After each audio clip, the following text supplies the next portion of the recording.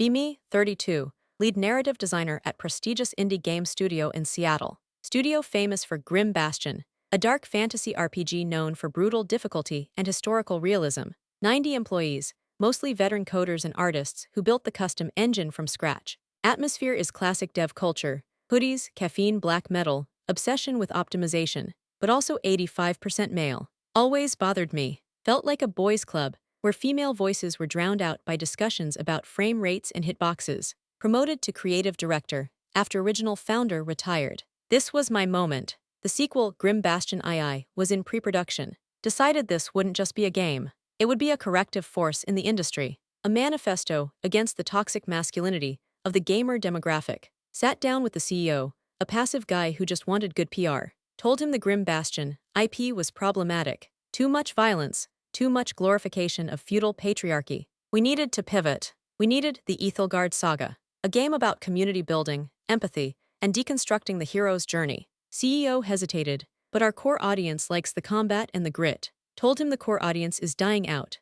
We need the modern audience. We need to tap into the untapped market of non-gamers who want representation. Showed him charts from a diversity consultancy firm. Promised him that if we made the studio 50% female and non-binary within a year, our ESG score would skyrocket and investors would pour in. He folded. Gave me full control over hiring and creative direction. First move, the cultural audit. Went through the current staff. Identified the problematic elements. Lead gameplay engineer, Mark 15 years experience. Built the combat physics engine single-handedly. But he made a joke about forced diversity in a Slack channel 3 years ago. And he constantly rejected my narrative ideas because the engine can't handle non-Euclidean storytelling, whatever that means. Fired him. Cited cultural incompatibility and resistance to inclusive workflows. Replaced him with Sky, a recent graduate from a liberal arts college with a minor in game studies. Sky had never shipped a game, but Sky wrote a viral Twitter thread about how hit points are an ableist construct.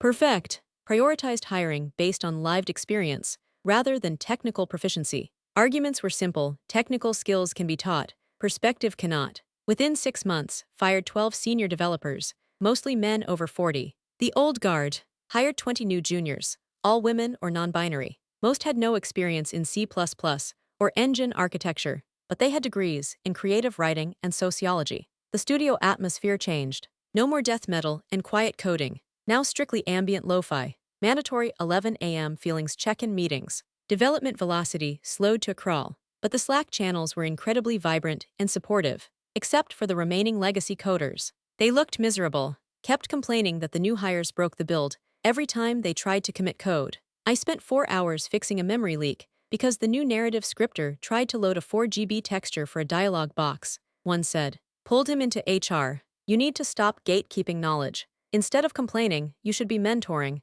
Your frustration is a manifestation of patriarchal impatience. Put him on a performance improvement plan, PIP. He quit 2 weeks later. Good riddance, we don't need that negative energy. 1 year into development. Ethelgard Saga was a mess. Frame rate was dipping below 20 FPS on high-end PCs. The combat felt floaty and unresponsive because Sky decided that violent impact was triggering, so we removed the hit-stop animations. But the narrative, it was pure theory. The Vikings weren't raiders anymore. They were misunderstood agriculturalists fighting against the imperialism of, well, we hadn't figured out the villain yet. Villains are problematic because no one is truly evil, just trauma-responsive. So there were no boss fights, just conflict resolution encounters, where you chose dialogue options to de-escalate the enemy's trauma. Showed the prototype to the publisher. They were horrified. Where is the game? Where is the fun? You just walk around a village talking about resource distribution for 4 hours. It's a cozy game, I explained. It's about the vibes. You pitched us a dark fantasy RPG sequel.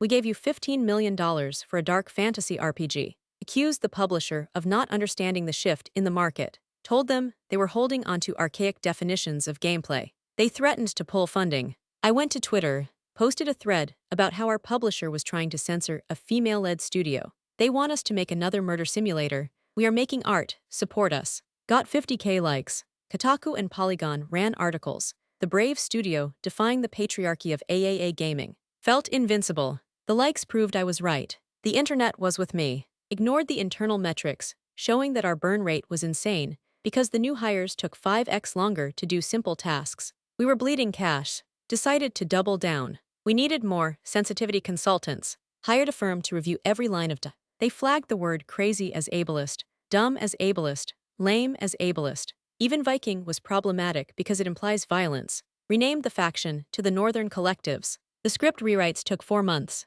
The few remaining male coders were begging for a feature lock. We can't optimize the game if you keep changing the core mechanics every week based on Twitter trends, said David, the lead render guy. David was quiet, worked 60 hours a week, carried the entire graphics pipeline on his back. I told him, David, software is fluid. We must be fluid. Your rigidity is stifling the team's creativity. David looked at me with dead eyes. The engine isn't fluid. The memory budget isn't fluid. If we don't lock the assets, the console build will crash on boot. Make it work, I said. That's why we pay you. He walked out. Didn't just quit. Walked out of the building and never came back. Found out later, he was hospitalized for stress-induced heart palpitations. Dismissed it as toxic crunch culture that he brought on himself by overworking. Promoted Luna to lead renderer. Luna was a concept artist who took a Python course online. She brings a fresh aesthetic eye to the code, I told the board. 6 months to launch. The game was unplayable. Assets were missing. Textures were purple placeholders.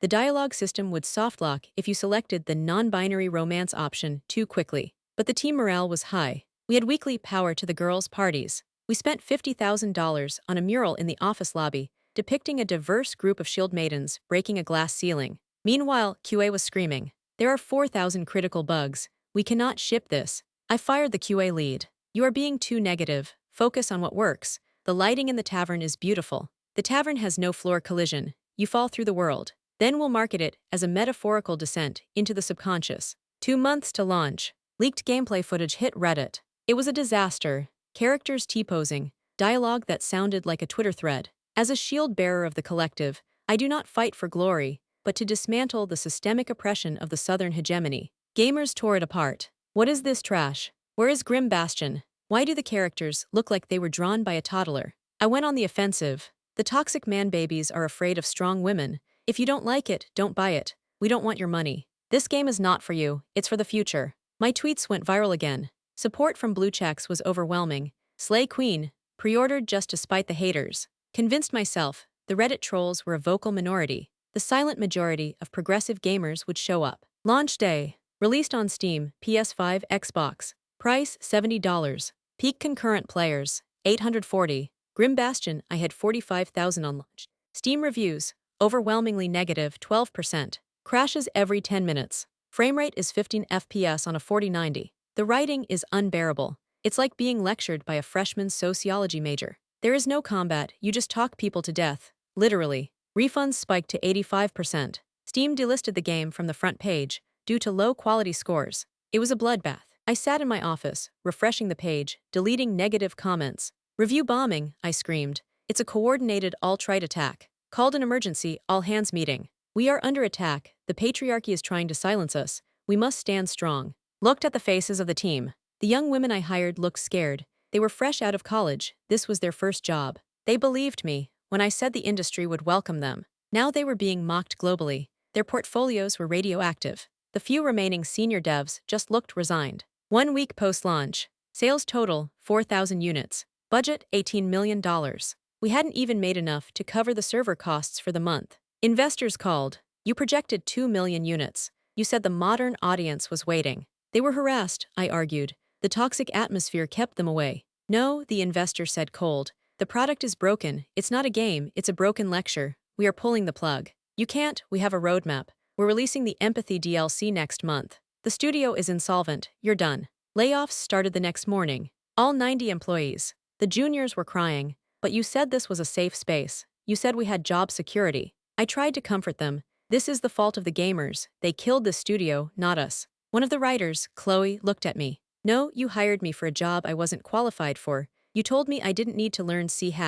You told me my voice was enough. Now I'm unemployed, I have no technical skills, and I worked on the biggest flop of the decade. Who is going to hire me? I was a barista before this. I have to go back to being a barista. You didn't help us, you used us. Felt a crack in my armor. Dismissed her, she was just emotional. Internalized misogyny. Studio closed doors. Assets liquidated. The IP Grim Bastion was sold for pennies to a mobile game conglomerate. I wrote a Medium article. I martyred my career for diversity, how the gaming industry failed me. Got a few sympathetic reposts, but no job offers. Other studios wouldn't touch me. Too much baggage, one recruiter said off the record. Also, you shipped a broken product. Politics aside, you failed as a manager. 6 months later, unemployed, living off savings. Met up with Mark, the old gameplay engineer I fired first. Ran into him at a coffee shop. He looked healthy, happy. Hey, I said, awkward. Oh hey, he didn't look angry, just pitying. Where are you working now? Started a small indie team with David and a few of the other guys you let go.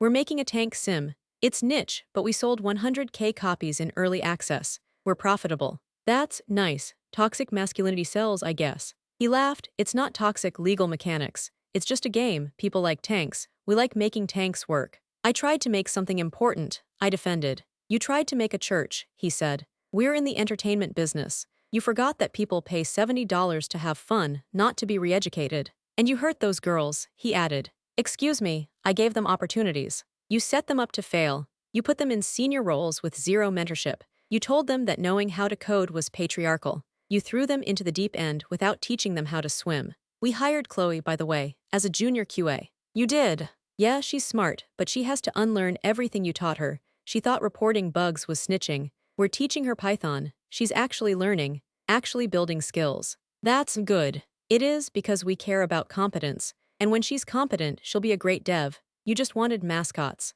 He grabbed his coffee. Good luck with the Medium articles. Walked away. Sat there for a long time. Checked my phone. Notification from Twitter. Someone replied to my old thread. You destroyed a beloved studio and 90 jobs because you thought your ideology was more important than a functional product. Hope it was worth it. Looked at the Grim Bastion poster I kept. The mural we painted over. The 4,000 units sold. The 85 people who lost their livelihoods. The investors who lost millions. The modern audience that never existed. Realized I hadn't been fighting the patriarchy. I had been fighting reality. And reality won. Reality always wins. The code either compiles or it doesn't. The game is either fun or it isn't. No amount of discourse changes a segfault. 2 years later, working in HR for a nonprofit, far away from tech, saw a trailer for Mark's new game, Steel Vanguard. It looks incredible. In the credits, I saw Chloe's name, junior scripter. She made it. Because she left my sphere of influence. Because she learned to do the work. I opened a new document on my laptop. How I killed a studio.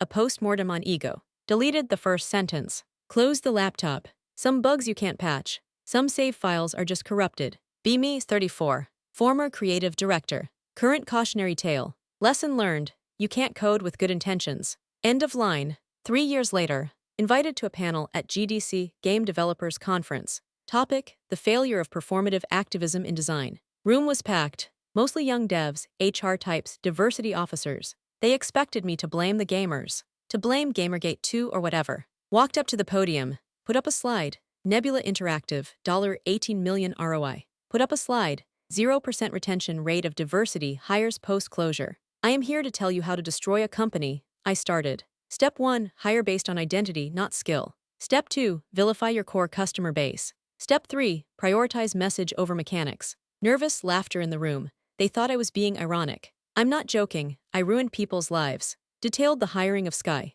How I ignored the senior engineers. How I dismissed playtester feedback as bigotry. How I spent the budget on consultants instead of QA. I thought I was being a feminist, I said. But feminism implies believing women are capable. I treated them like they were too fragile to learn hard skills. I lowered the bar because I didn't think they could clear the standard bar. That is the ultimate misogyny, the soft bigotry of low expectations. Room went silent, uncomfortable shifting in seats. I told them that math was patriarchal, that logic was a tool of oppression. So they didn't learn math, they didn't learn logic. And when the studio folded, the men I fired found jobs in a week, because they had skills. The women I helped, most left the industry, because I left them with nothing but slogans. One hand went up, blue hair, septum piercing, reminded me of me 5 years ago. But isn't it true that the industry is hostile? Weren't you just trying to create a safe harbor? A ship that sinks in the harbor is not safe, I replied. A business must make money. A game must run. If you ignore these realities, you don't create a safe space.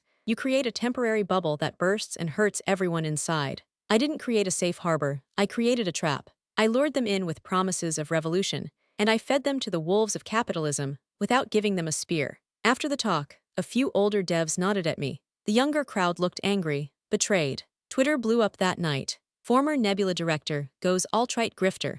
Internalized misogyny on display at GDC. She's trying to appeal to the incels for clout. Didn't care. Received an email a week later. From Sky, the narrative designer with the game studies minor. Subject, your talk. Opened it, expecting hate mail. I was in the audience. I wanted to scream at you. But you were right. I've been rejected from 15 studios. They see Nebula Interactive on my resume, and they ask me technical questions I can't answer. I realized I spent 2 years writing lore Bibles and 0 hours learning the scripting tool. I'm taking a C-hash bootcamp now. It's hard. I hate it. But I'm finally understanding why the engineers were always frustrated with me. You didn't help me, but telling the truth at GDC helped me realize why I failed. Thanks, I guess. Replied, good luck, Sky. Learn the loops. Learn the syntax. The code doesn't care who you are, it only cares if it's right. That's true equality. Closed email. Felt a small weight lift. Still paying off debts. Still have people who hate me on both sides. Gamers hate me for ruining a franchise.